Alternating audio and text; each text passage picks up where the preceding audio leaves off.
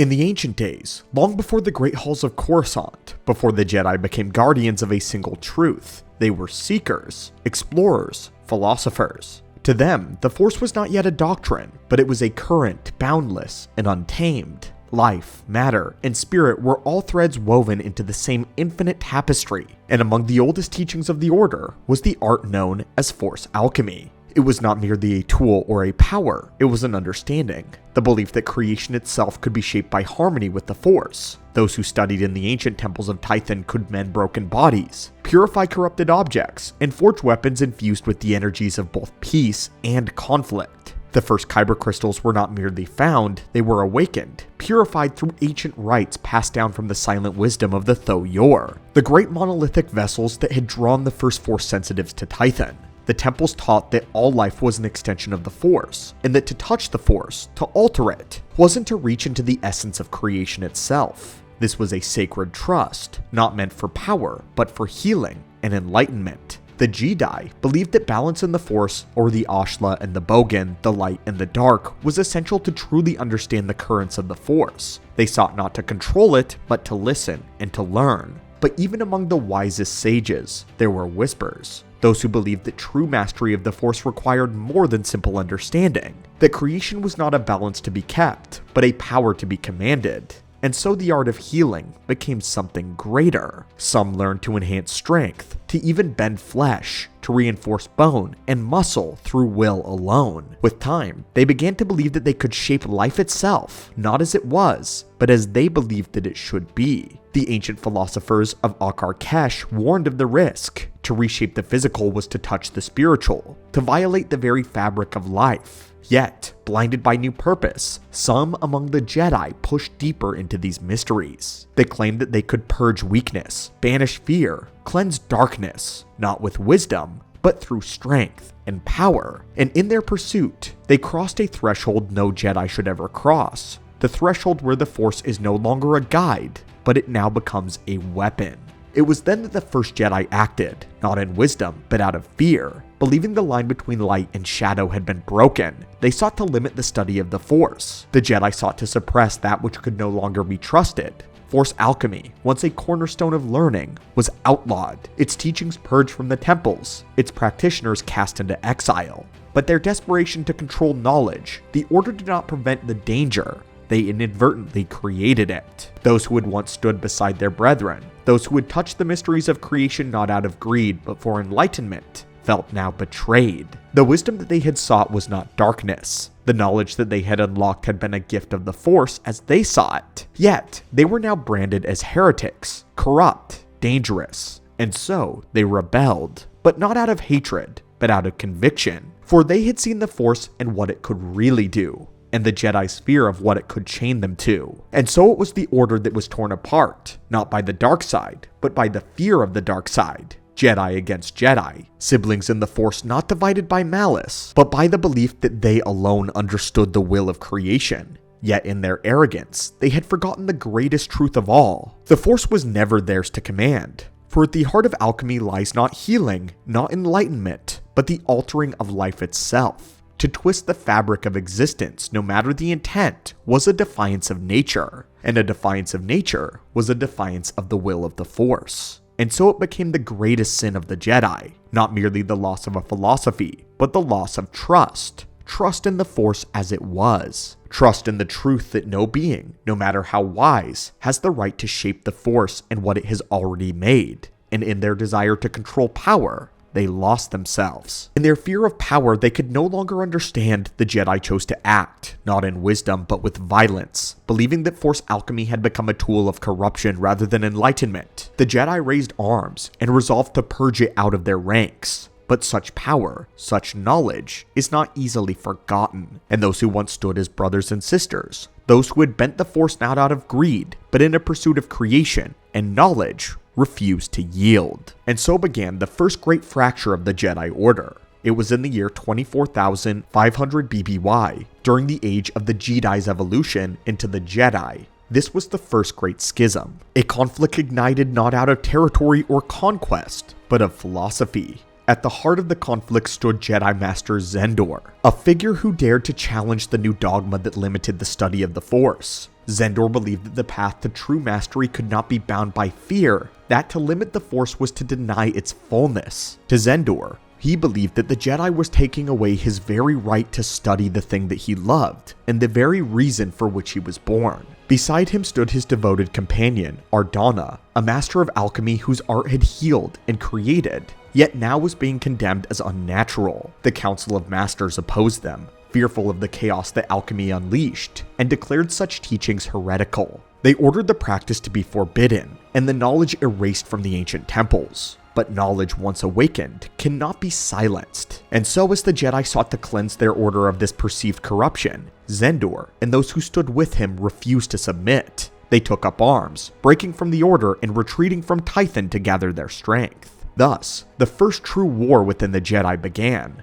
Brother turned against brother, master against student, and for the first time, the Force was wielded in battle not as a tool of guidance, but as a weapon of destruction. The few key battles that we know are the Siege of Shirkawa. The conflict reached its first major flashpoint in the Siege of Shirkawa, an ancient stronghold where Zenor and his followers, now calling themselves the Legions of Leto, had sought refuge. The city was once a beacon of knowledge, but had now become a fortress for those who refused the Council's restrictions on the Force. Within these walls, alchemists wove defensive wards into the very stone, blending ancient Force techniques with the physical world. Swords forged in alchemy clashed, each group believing the other had betrayed the will of the Force. For 7 days and 7 nights, Ardana herself held the gates, her mastery of defensive alchemy forming barriers of shimmering light, capable of repelling entire squads of Jedi. But the Council was resolute. In their desperation to break from the resistance, they ordered the temple walls brought down, and as one,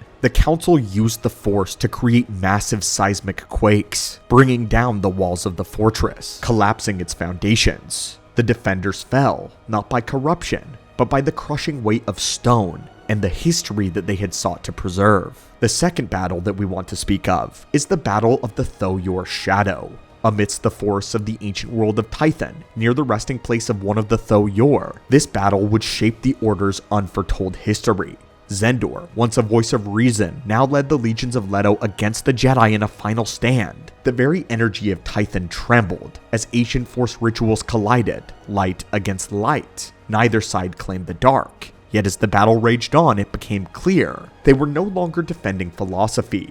They were defending power. Zenor wielded the art of alchemy not to create, but now to resist, to shield his followers from the blades of his brethren. His command over the Force twisted the terrain, bending stone and root to rise as barriers, while the Jedi, with their raw mastery of Ashla's clarity, struck with focused, unrelenting precision. The earth was scarred, the sky split with unnatural storms as the Force itself echoed with pain. The duel of Zenor and Pina.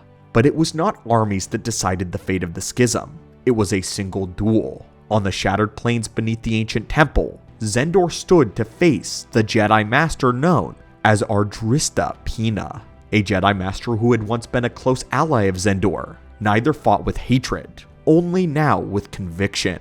Their blades clashed in silence. The Force trembled with each strike, not out of anger, but out of sorrow. For these warriors did not seek conquest. They sought to prove that the will of the Force itself, and yet in the end, there could be no victor. In the end, Zenor would fall, not consumed by the dark side, but cut down by the very ideals that he wanted to protect. His death was not a triumph, it was a warning. The Jedi had not preserved peace. They had merely buried their uncertainty beneath the ashes of a once great bond. The legions of Leto were defeated, their knowledge scattered, their relics sealed within the deepest vaults of Tython's libraries. Force alchemy, once a cornerstone of wisdom, was now condemned as heresy. But in their desire to control what they feared, the Jedi did not heal this wound. They deepened it. And though the war was now over, the echoes of the first great schism would linger. For the rift had not been sealed. It had now only begun to bleed. The legions of Leto were not what the Jedi would later come to call Dark Jedi. They did not seek power for conquest, nor did they wield the Force with malice. Their defiance was not born from anger, but a belief that once rooted in the early teachings of the Jedi Order and the Force. In its complexity, it must be explored to fully and completely understand and appreciate. This is what they were taught from the moment that they were born, to learn, to to question, not to corrupt, but to seek balance in both the light and the dark, the Ashla and the Bogan, as the Force had always been taught since the dawn of Tython. Their use of alchemy was not the dark, twisted sorcery that would later haunt the galaxy. To the Legions, it was a sacred art, an extension of healing, a means to strengthen the body, to fortify the mind, to bend what was broken. They believed the Force could be a tool for creation, as natural as the flow of life itself. And yet the Jedi Council feared that even this pure pursuit would unravel into something uncontrollable and dangerous. And perhaps the Council was right, for though the legions of Leto stood only for exploration and balance, their defiance planted a dangerous seed. In the centuries that would follow, others would rise not in the pursuit of balance, but for domination. The Dark Jedi who followed would not merely challenge the Council's teachings, they would reject the light side entirely. They would wield alchemy not to heal, but to reshape, to twist flesh and spirit into abominations. The art that once purified kyber crystals, mended broken bodies, would become a tool of war, of Sith spawn, forced mutations, an unnatural binding of will and life. The Sith would perfect this corruption. The ancient craft of alchemy was once a gift, now a weapon, perverting the very existence and the essence of the galaxy. The warnings of the Council, once questioned, became undeniable. Zenor had not become a Dark Lord of the Sith. The legions of Leto had not sought ruin, but from the ashes of their defiance, a darker path was forged. So the question remains, was the Jedi Council right to fear? Were they justified in their purges, their silencing of those who sought deeper truths, dangerous truths? Or was it their fear, their refusal to trust the complexity of the Force that created the very darkness that they wanted to suppress? Did their need for control give rise to the shadows that would haunt the galaxy for millennia? For perhaps the true lesson of the First Great Schism is not the fall of the legions, but in the truth that the Jedi refused to face. The Force is not something to be controlled, and that in seeking to chain its knowledge, they created the very corruption that they feared the most. The legions of Leto faded into myth. The legacy of Force alchemy did not end with their fall though. In time, the art did resurface, but not in the way that the ancient Jedi had once practiced. It had been then a pursuit of balance, creation, and healing, but now it was distorted by those that embraced the dark side fully. The Sith, the inheritors of this forbidden knowledge. They corrupted alchemy completely, into an instrument of war and suffering, no longer to purify. Yet there are truths still hidden in the deepest vaults of the Jedi archives. Fragments of texts speak of ancient masters who sought to reclaim the light in the alchemy, to use alchemy not to dominate, but to restore. Among them, the lost scrolls of Odan-Ur, the visions of Jedi Master Garen Ken, echo the possibility that alchemy itself was never the corruption, but only the intentions behind it were. But anyway, my friends, and fellow scholars and students of the Force, should you seek further understanding, the holocrons of Master Akar Kesh and the chronicles of the First Great Schism await, as well as an entire history that we made of the Second Great Schism and the rise of the Sith Order. That video is called Origin of Evil. We're also producing a video about the very creation of the Star Wars galaxy itself. Who was here before the Jedi and the Sith? And what was the Force like before an era where these orders wielded it?